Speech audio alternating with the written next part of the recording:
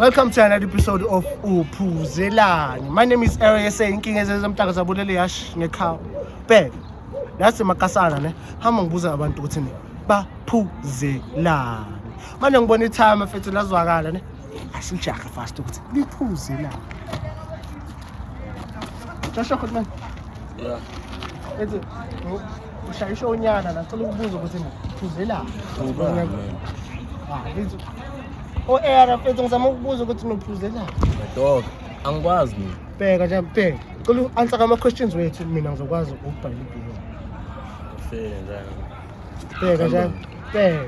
Cela ukubuza ukuthi uphuzelani. What's your reason ukuthi why uphuze? Eish. Ngiqale vani nginenkinga sibona yabo. Ngingamuthi mangisoba cabanga kakhulu. Sure. Kodwa mangidakiwe ngishawa kakhulu. Ngibona ngikanje nje awuthami. Ngisentshwaleni ngithintana nabodeli babantu lapha. So manje ngibuka nje ebusweni. So ushaya utshwaleni.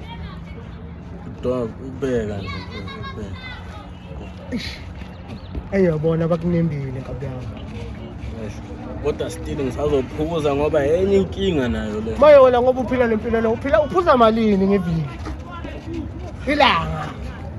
Ngeviki. Konje malini ipiya njani? 25 rand play. 25 rand for ngelanga awafika 5 days kuba yini.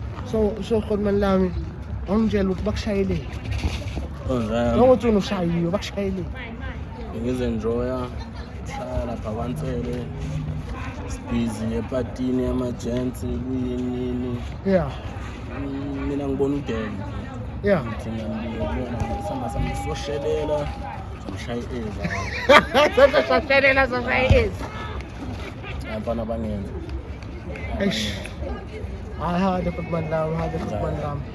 Hayi sibonga for ukuthatha isikhathi sakho ukuthi ukhulume nathi. Manje ipipi. Sokuthengela khona manje naphezulu khululeke Khotman lami. That's the end of our episode of Uphuzelani. Ngeke somthengele next. Sibalekile.